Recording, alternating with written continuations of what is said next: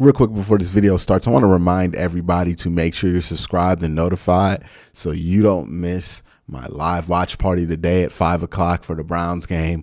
Come check it out. Come react with me. This is a huge game. The playoff implications are insane, as I will explain in this video. But just wanted to give you guys a quick heads up, quick reminder to make sure you check out the watch party at 5 o'clock today. Make sure you're subscribed and make sure you're notified so you don't miss that.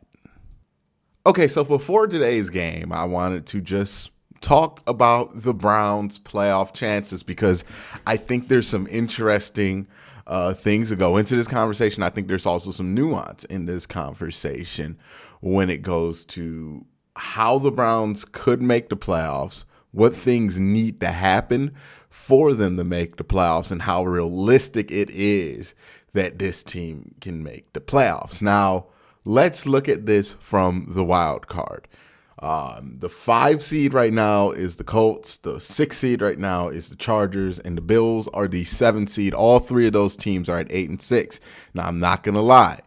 The Colts winning that game versus New England did a number on the Browns' odds on making the wild card this year. Like, it did an absolute massive number. Why is that? Well, let's look at the Bills' schedule, right? So if we look at the Bills' schedule and we know that they're 8-6, their next 3 games are Carolina, New England, Atlanta Falcons. Realistically, I think it's safe to assume that the Buffalo Bills should probably go 2 for 3 out of that, right? If not 3 for 3 in that run. So let's say they go 2 for 3. They end the season at 10-7. I believe that would be their record.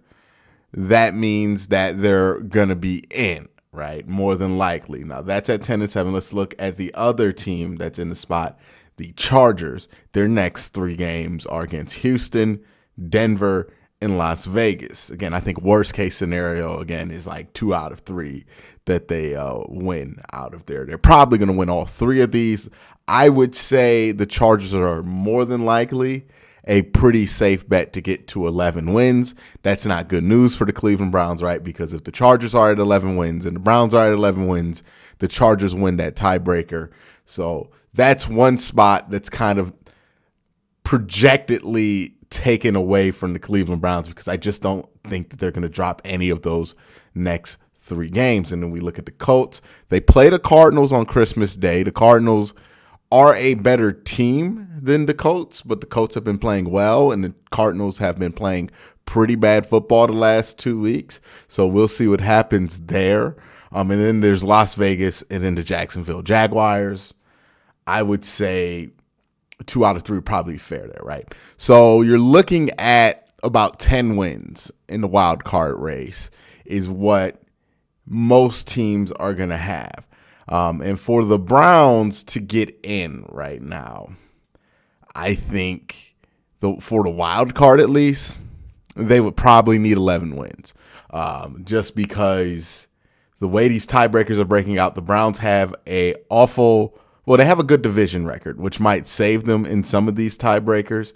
Let me double check and make sure that's the first tiebreaker. I know the head-to-head is the first tiebreaker, and they also lose that head-to-head with the Chargers. They have not played the Bills so far, so there is that. But it's just a battle up. The Browns do have a pretty good division record, so that could help them. Their conference record is not really that great. So, again, this is the kind of dilemma that the Browns run into, is that some of these tiebreakers might not roll their way. Again, there could be ways that it shakes out there, but I think the wild card is probably the least likely way for the Browns to make the playoffs. So what's the most likely way for the Browns to make the playoffs? So let's look at the division.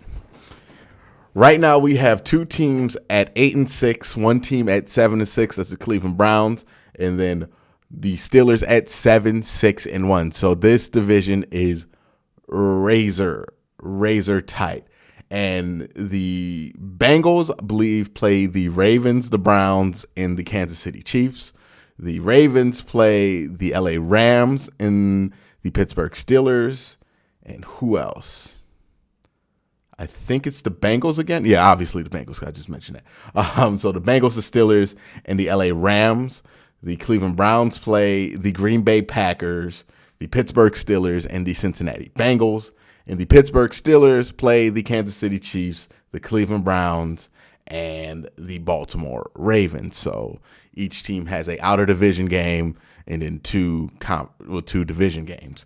But again, the way this division is laid out and the way tiebreakers work, and this is partly due to the work that the Cincinnati Bengals have done, which is the Cincinnati Bengals have the head-to-head tiebreaker over Baltimore and over Pittsburgh, right? Because they have won those head-to-head battles so far.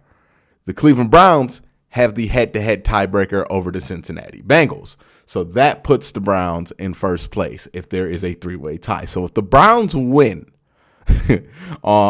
today versus the Raiders, they are 8-6, and they win the tiebreaker over the Bengals because head-to-head's first.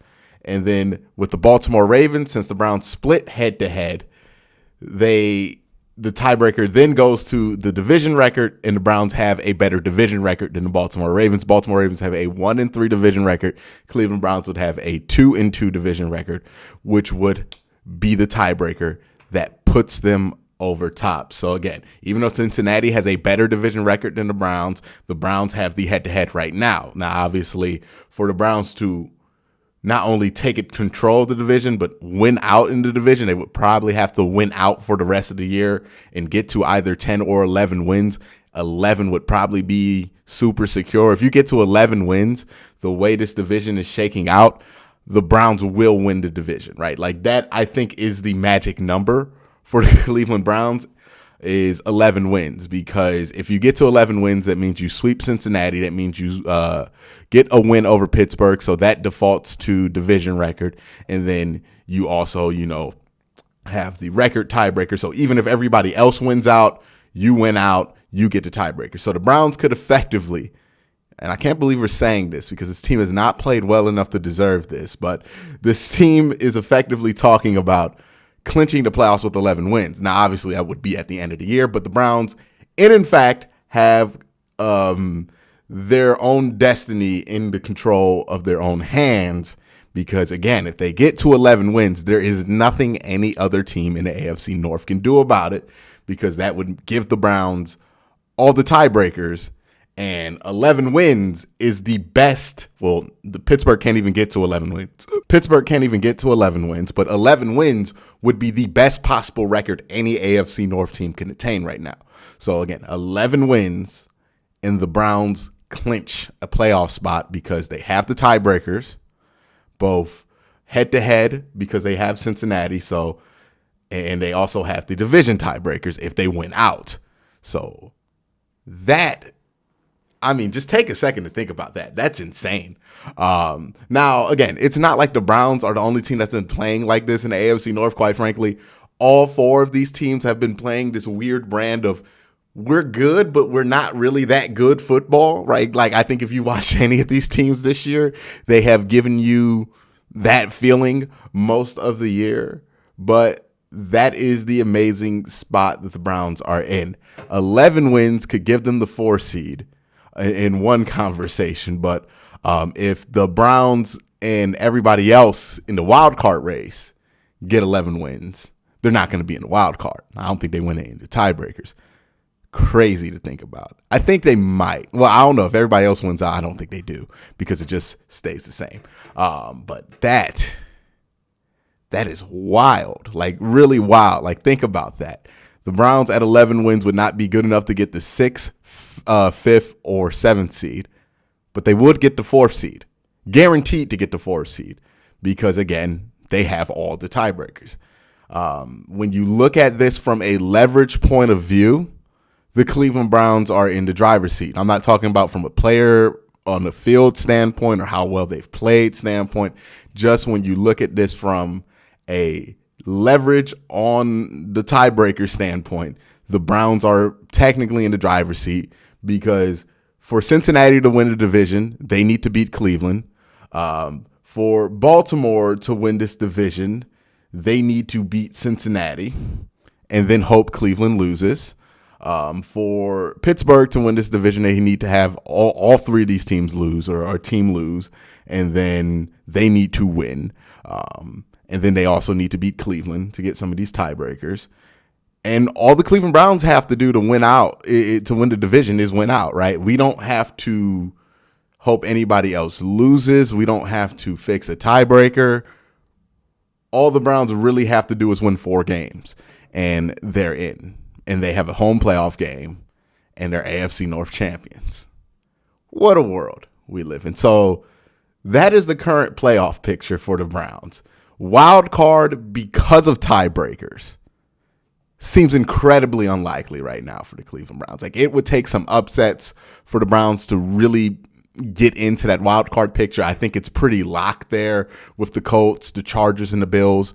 And you could probably swap the Bills, the Chargers, the Colts with Tennessee, Kansas City, and New England, right? Whoever wins that division, and then who the second place team in that division, they're probably all locks in, right? New England more so than anybody because they do have the head-to-head over the Cleveland Browns. But when you look at the division, because of tiebreakers again, the Browns are in the best position. So again, tiebreakers can be a gift and tiebreakers can be a curse, and it is in effect in both ways for this Cleveland Browns playoff race.